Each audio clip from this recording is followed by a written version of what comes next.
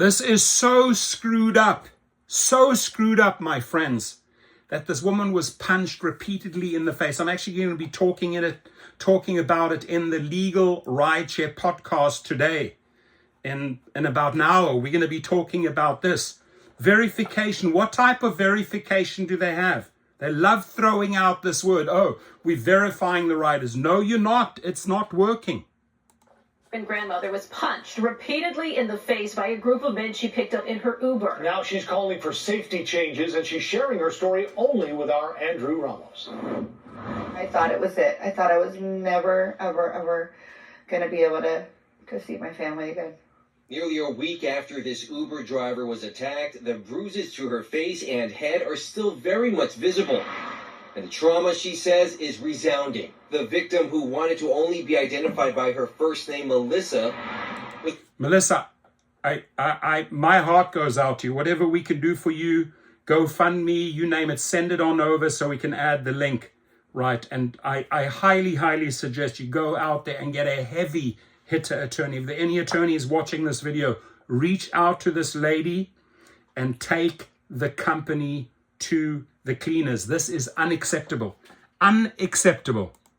In the early hours of February 28th, when she picked up 4 young men in Highland Park and headed to North Chicago. A big red flag for Melissa, she says, was they waited for 18 minutes for her to get there for a ride that would only last 4 minutes. I was prepared for the worst, but hoping that that my gut was just wrong. But it was time for drop-off along Honore Avenue near Another one. I was hoping that my gut was wrong. I was preparing for the worst. Why are you chancing it? Your gut is already speaking to you. I was preparing for the worst. You drive 18 minutes for a 4-minute drive. There is something fundamentally wrong. Follow your gut feeling. If your gut tells you no, it means no. Don't chase $1 or $2, my friends. It is not worth it. Through King Drive, she says things took a terrifying turn when one of the men got out of the car and forced open her door, attempting to drag her out. The others then started attacking her. He scooted over and started beating me in the back of the head with a gun. And then the guy next to me was pounding me in the face. The brutal attack ended when she was forced out and her attackers drove off in the Kia Wave, which was a rental. You know, Melissa spoke to us at the Park Ridge office of the Independent Drivers Guild, the union that represents rideshare drivers.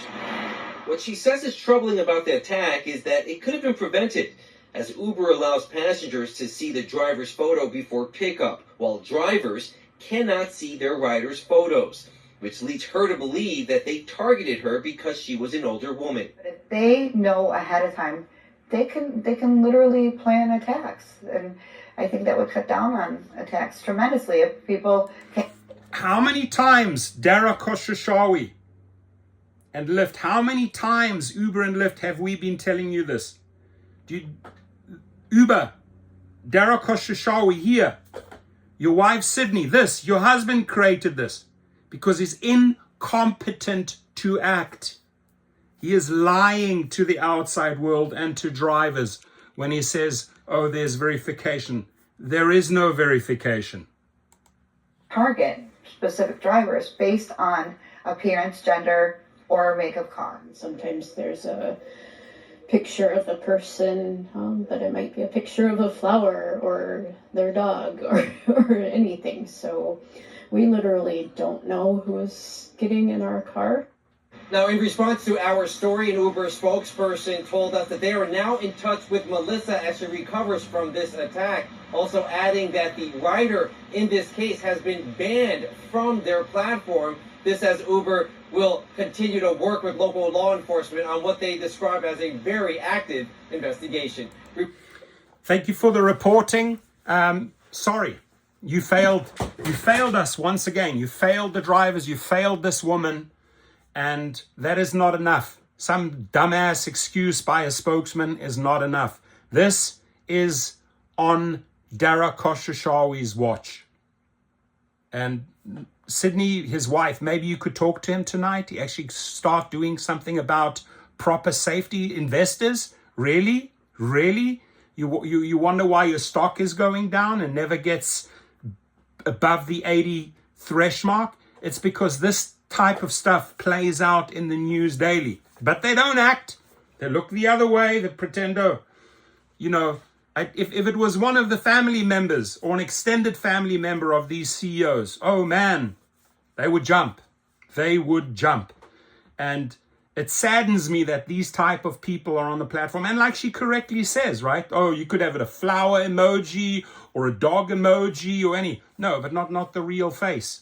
And then people using third-party accounts or the mother's account. There is no proper verification out there. Come on, man. Step up and start saving lives. This is unacceptable, Uber and Lyft CEO. Unacceptable. Your comments.